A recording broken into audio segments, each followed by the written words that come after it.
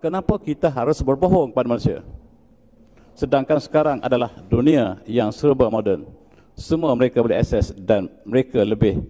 Dulu kita boleh bohong tahun 60-an, 99 sebab mereka tidak ada teknologi. Sekarang mereka ada teknologi. Kenapa kita harus meneruskan fakta yang palsu ini, kata saintis mereka. Dan di sekolah Malaysia masih diajar, di UKM masih diajar, dan seluruh universiti kita masih menggunakan fakta yang palsu. Dan itulah nilai ilmu dalam negara kita.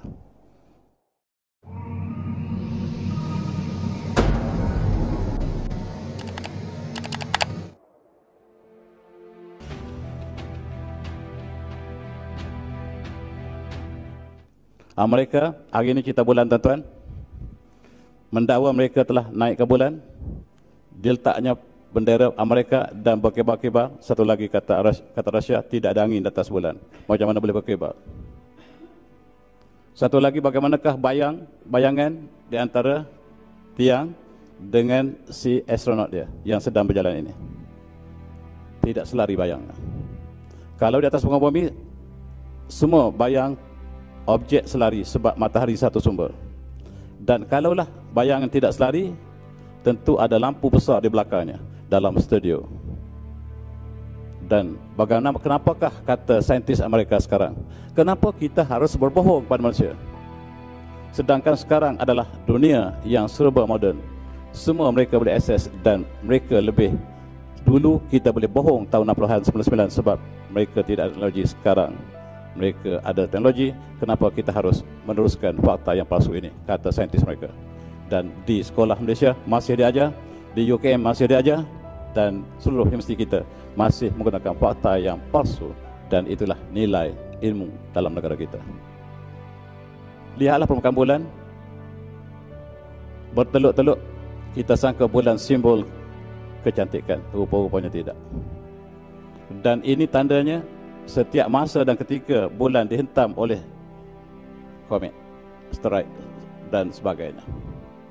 Ada kemungkinan kalau seorang berdiri di atas bulan dihentam oleh komet ini, dan itulah sebab Rusia tidak percaya. Tuan-tuan tengok di balai cerap kita, sama ada di Tanjung Bidara yang paling canggih kita ada, dan kita dapat saksikan bulan. Kadang-kadang kita dapat saksikan meteorit jatuh di atas bulan sebab bulan tidak ada protektif, tidak ada bumbung, tidak ada sukufan mamboza sebagaimana bumi, sebab tidak ada kehidupan di sana. Dan itulah kita lihat bagaimanakah penguasaan bulan hari ini sebagai simbol teknologi yang tinggi.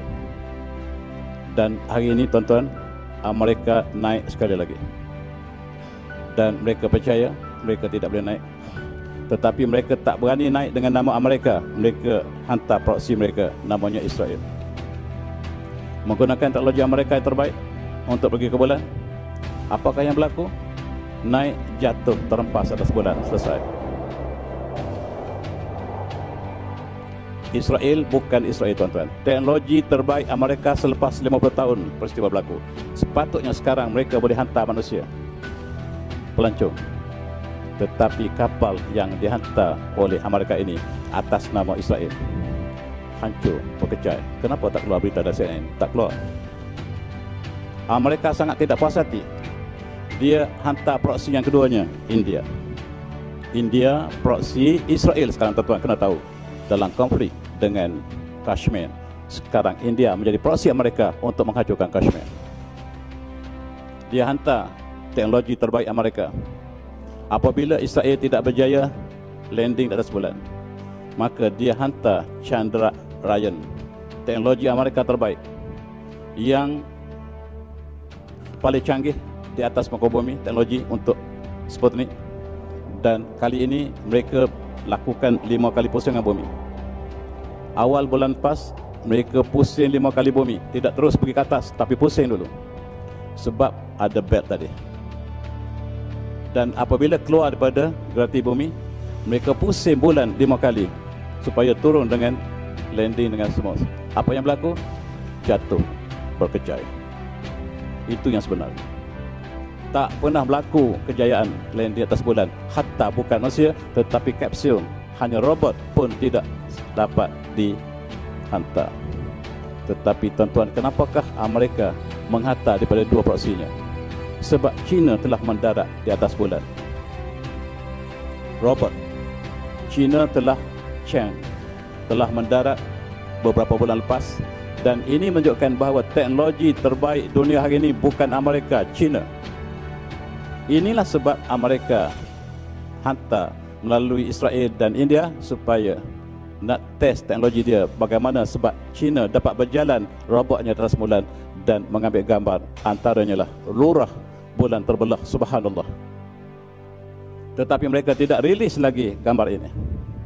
Kalau Allah nak berikan hidayah kepada saintis China yang mendapat gambar tepat pada tempat rekahan tersebut di selatan, maka kita hanya berdoa barangkali sejarah akan datang berbeza dengan apa yang kita hadapi hari ini. Dan saya petik sedikit kejayaan mereka. Mereka benar-benar sampai ke kutub selatan China, dan inilah yang menakutkan Amerika, sebab Rusia juga dapat melakukan demikian, China dapat lakukan kemudian, Korea Utara pun dapat lakukan, sedangkan Amerika, negara yang mendakwa mereka negara terbaik dunia, belum dapat pun proksi mereka jatuh berkali-kali. Ini hakikat bagaimanakah bulan. Mari kita berfikir tuan-tuan, kita suruh adik-adik kita yang belajar di universiti supaya mengambil fakta dan menganalisis, bukan hanya menerima dan menulis kembali sebagaimana profesor-profesor kita lakukan dalam sejarah tahun air kita. A'udzubillahi minasyaitonir rajim. Wajana lail wan nahar ayatain. Pamahana ayatal lail wajana ayatan nahar mubsiratan litabtagu fadlan min rabbikum wa lita'lamu adad wal hisab wa kullu syai'in fasalna tafsila. Surah Al-Azim Al-Isra. Dan kami jadikan malam dan siang sebagai dua tanda ayat kami. Kami padamkan ayat malam dan kami jadikan ayat siang terang benderang, supaya kamu dapat mencari kelebihan Allah di atas muka bumi, dan supaya kamu dapat mengira dengan ayat malam, tahun, kalender, takwin dan sebagainya. Dan setiap satu telah kami perjelaskan dengan jelasnya. Ini adalah surah Isra. Dalam tafsirnya, umpamanya Ibn Katsir mengatakan, ayat ini menceritakan pada satu masa dulu ketika Adam AS belum sampai di atas muka bumi. Ketika Allah telah menciptakan bumi dan matahari, bulan dan langit, Allah jadikan bulan sama seperti matahari, mempunyai cahaya yang sangat panas, dan malam pun terang, malam pun siang pun terang, malam pun terang, sebab bulan juga mengeluarkan cahaya yang sangat terang. Tetapi Allah takdirkan bulan dipadamkan, sehingga dia tidak ada cahaya lagi, hanya membalikkan cahaya pada matahari, memberikan kita malam untuk kita beribadat dan tidur. Dan sampai masanya bulan akan musnah, sebagaimana yang Allah sebut wajibah syamsul qamar, wajibah syamsul qamar. Dan pada satu masa bulan akan dihimpunkan, dipadukan dengan matahari, sebab asalnya daripada matahari dan dikembali pada matahari, sebagaimana manusia berasal dari tanah dan dikembali pada tanah. Tetapi saintis sedang mencari asal usul bulan. Mereka mengatakan datang daripada bumi, sedangkan Allah dalam ayat tadi menceritakan bulan berasal daripada matahari dan akan dikembali pada matahari. Ini membezakan kita dengan mereka. Dan kajian NASA hari ini tuan-tuan, aerospace, mengatakan setiap hari, setiap tahun, bulan semakin lama semakin menjarakkan dirinya daripada bumi. Kenapa? Graviti bumi semakin lama semakin hilang, dan bulan semakin lama semakin jauh pada bumi. Tahun ini mereka catat beberapa sentimeter telah lari yang telah berlaku puluhan ribu tahun lepas. Dan satu masa, kata NASA Aerospace Amerika, bulan akan keluar daripada graviti bumi dan masuk dalam graviti matahari dan akan ditarik ke matahari. Itu fakta yang terakhir yang dikeluarkan banyak dalam jurnal astrofizik. Tuan-tuan boleh cek balik bagaimanakah bulan akan masuk dalam graviti matahari dalam masa yang sangat singkat. Dan sekiranya itu berlaku, Allah sebut wajibah syamsul qamar. Ketika itu bulan akan masuk ke dalam perut matahari, dan itulah perakhiran segala keindahan ini. Allah sebut faiza bariqal basar, apabila mata terbeliak, wa khasafal qamar, apabila bulan pun gerhana, wajibah syamsul qamar, dan bulan masuk bersama dengan matahari. Ketika itu NASA membuat satu gambaran bumi akan hilang kestabilan. Sebaik saja bulan keluar daripada graviti matahari, membumi, masuk dalam graviti matahari, bulan akan hilang kestabilan. Dan sebagaimana Allah sebut, Iza zulzilatil ardu zilzalha, apabila bumi digoncang segoncang-goncangnya. Permulaan goncangan bumi, kata saintis, ialah apabila bulan masuk dalam graviti matahari. Wa akhrajatil ardu athqalaha, dan akan keluarkan segala isi perut. Bumi akan keluarkan segala isi perutnya. Pada hari itu manusia bertanya kepada bumi, "Malaha, kenapa kamu bumi?" Pada hari itu bumi akan bercakap, memberitahu apakah sebabnya. Ini